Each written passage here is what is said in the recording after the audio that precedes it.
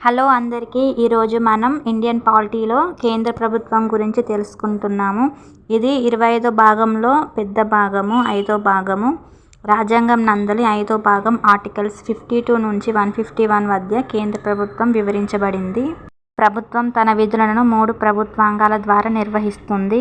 1 కార్యనిర్వహణ శాఖ, 2 శాసన నిర్మాణ శాఖ, 3 న్యాయశాఖ. కార్యనిర్వహణ శాఖ అనేది 52 నుంచి 78 వరకు తెలియజేస్తుంది. శాసన నిర్మాణ శాఖ రూపొందించిన శాసనాలను అమలు చేస్తుంది. కార్యనిర్వహణ శాఖ పరిధిలోకి వచ్చేవారు రాష్ట్రపతి, ఉపరాష్ట్రపతి, ప్రధానమంత్రి, మంత్రిమండలి, అటార్నీ జనరల్, ఇతర ఉద్యోగులు. శాసన నిర్మాణ శాఖ అనేది 79 to 123 వరకు తెలియజేస్తుంది. రాజ్యాంగాన్ని అనుసరించి దేశానికి అవసరమైన శాసనాలు రూపొందించడం, సవరించడం, రద్దు చేయటం ఈ శాఖ విధి. భారతదేశంలో శాసన నిర్మాణ శాఖను పార్లమెంట్ అంటారు.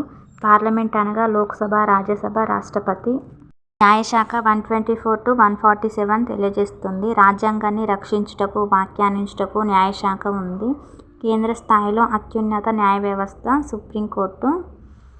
ఇప్పుడు మనం రాష్ట్రపతి గురించి తెలుసుకుంటున్నాం. రాష్ట్రపతి భారత రాజ్యాంగం పార్లమెంటరీ ప్రభుత్వ విధానాన్ని అనుసరించింది. రాష్ట్రపతి నామమాత్రపు కార్యనిర్వహణాధికారి. రాజ్యాంగ అధిపతి దేశ ప్రథమ పౌరుడు, రాజ్యాధినేత, దేశాధినేత, త్రివిధ దళాల అధిపతి. ప్రభుత్వాధికార రాష్ట్రపతి పేరు మీద జరుగుతుంది.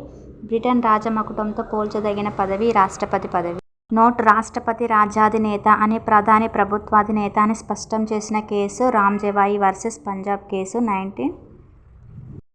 ఆర్టికల్ 52 అనేది భారతదేశానికి ఒక రాష్ట్రపతి ఉంటాడు. 53 అనేది రాష్ట్రపతి సర్వోన్నత కార్యనిర్వహణాధికారి. రాష్ట్రపతి తన కార్యనిర్వహణ నేరుగా కానీ తను నియమించబడిన అధికారుల ద్వారా చేస్తారు.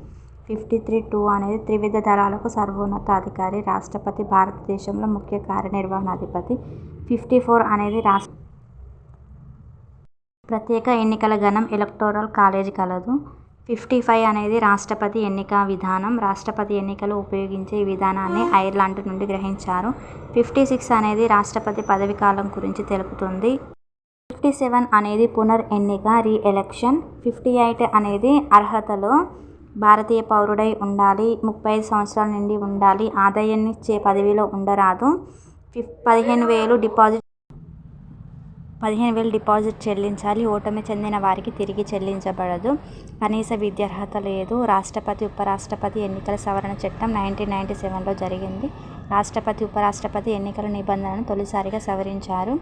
ఆర్టికల్ 59 అనేది జీతభత్యాలను తెలుపుతుంది.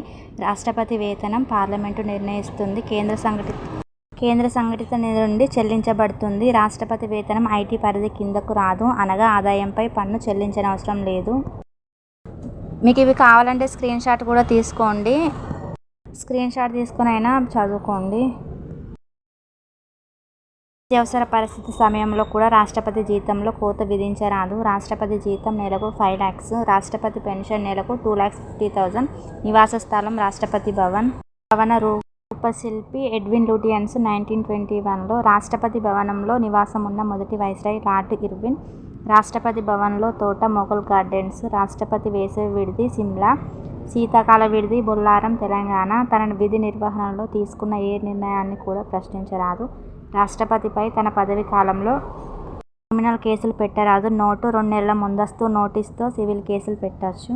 ఆర్టికల్ 60 అనేది ప్రమాణ స్వీకారం తెలుపుతుంది. రాష్ట్రపతిచే సుప్రీంకోర్టు ప్రధాన న్యాయమూర్తి ప్రమాణ స్వీకారం చేస్తారు. ఒకవేళ ప్రధాన న్యాయమూర్తి లేని సమయంలో సుప్రీంకోర్టు సీనియర్ న్యాయమూర్తి చేయిస్తారు.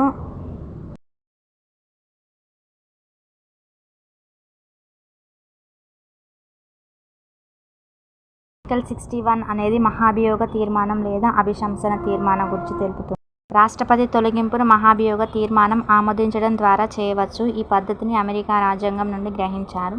రాజ్యాంగాన్ని అతిక్రమించారు అనే కారణంచే రాష్ట్రపతిపై మహాభియోగ తీర్మానం ప్రవేశపెట్టవచ్చు. మహాభియోగ తీర్మానాన్ని పార్లమెంటు ఉభయ సభలలో దేనిలోనైనా ముందుగా ప్రవేశపెట్టవచ్చు. ఇప్పటి వరకు ఏ భారత రాష్ట్రపతి మహాభియోగ తీర్మానం ద్వారా తొలగింపబడలేదు. 1971లో వివి గిరిపై తీర్మానం ప్రవేశపెట్టిన తర్వాత ఉపసంహరించుకున్నారు.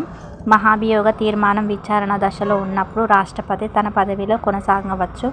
మహాభియోగ తీర్మానానికి నోటీసులు ఇంతవరకు ఎంతమంది జారీ చేశారంటే 3కి. వివి గిరికి, నీలం సంజీవరెడ్డి, జ్ఞాని జైల్ సింగ్. ఆర్టికల్ 62 అనేది రాష్ట్రపతి పదవి ఖాళీ ఏర్పడితే 6 నెలల లోపు నూతన రాష్ట్రపతికి ఎన్నిక జరపాలి అనేది ఆర్టికల్ 62 తెలుపుతుంది. రాష్ట్రపతి కార్యనిర్వహణాధికారాలు ఆర్టికల్ 53. లోక్సభలో మెజార్టీ పార్టీ నాయకుడిగా ప్రధాని నియమిస్తారు. ప్రధాని సలహా మేరకు మంత్రిమండలి నియమిస్తారు. అటార్నీ జనరల్ను నియమిస్తారు. కాగ్ను నియమిస్తారు. సుప్రీంకోర్టు ప్రధాన న్యాయమూర్తి మరియు ఇతర సుప్రీంకోర్టు న్యాయమూర్తులను నియమిస్తారు. రాష్ట్రాల గవర్నర్ను నియమిస్తారు. హైకోర్టు ప్రధాన న్యాయమూర్తి మరియు ఇతర న్యాయమూర్తులను నియమిస్తారు. యూపీఎస్సీ చైర్మన్ను నియమిస్తారు. ప్రధాన ఎన్నికల కమిషనర్ మరియు ఎన్నికల కమిషనర్లను నియమిస్తారు. ఎస్సీ/ఎస్టీ కమిషన్ అధ్యక్షులను నియమిస్తారు. భారత రాయబారులు దౌత్యవేత్తలను నియమిస్తాడు.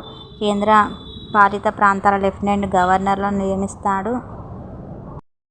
అవన్నీ చూసుకోండి, ఏ ఆర్టికల్స్ ద్వారా నియమిస్తారు అనేది చదువుకోండి. ఆర్థిక సంఘం చైర్మన్ నియమిస్తారు. అంతర్రాష్ట్ర మండలిని ఏర్పాటు చేస్తాడు. కేంద్ర బీసీ కమిషన్ చైర్మన్ను నియమిస్తారు. సెంట్రల్ అడ్మినిస్ట్రేటివ్ ట్రిబ్యునల్ చైర్మన్ను నియమిస్తారు. మైనార్టీ రక్షణ ప్రత్యేక అధికారిని నియమిస్తారు. కేంద్ర మంత్రి మండలి నిర్ణయాలు తెలుసుకునే అధికారం కలదు. ఆర్టికల్ 78. రాష్ట్రపతి శాసనాధికారాలు ఆర్టికల్ 79 ప్రకారం రాష్ట్రపతి పార్లమెంటులో అంతర్భాగం, ఏ సభలోనూ సభ్యుడు కాదు. అయినా ఈ క్రింది అధికారాలు కలవు. నూతన రాష్ట్రాల ఏర్పాటు బిల్లులకు ముందస్తు అనుమతి ఇస్తారు. ఆర్టికల్ 3 ప్రకారం రాజ్యసభకు 12 మంది విశిష్ట సభ్యులను నామినేట్ చేస్తారు. లోక్సభకు 2 ఆంగ్లో ఇండియన్లు నామినేట్ చేస్తారు. ఉభయ సభల సమావేశపరచు అధికారం కలదు. సభకు సందేశాలు పంపే అధికారం కలదు. పార్లమెంటుకు ప్రసంగించు అధికారం కలదు. ఆర్టికల్ 87 ప్రకారం రాజ్యసభల తాత్కాలిక సభాధ్యక్షులను నియమిస్తారు. ఆర్టికల్ 91 ప్రకారం లోక్సభకు తాత్కాలిక సభాధ్యక్షులను నియమిస్తాడు.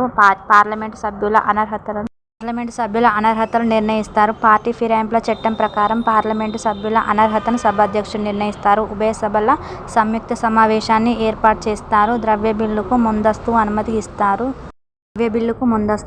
ఇస్తారు. ఉభయ సభలు ఆమోదించిన బిల్లులకు ఆమోదం తెలుపుతారు. వార్షిక ఆర్థిక నివేదికను బడ్జెట్ను పార్లమెంట్లో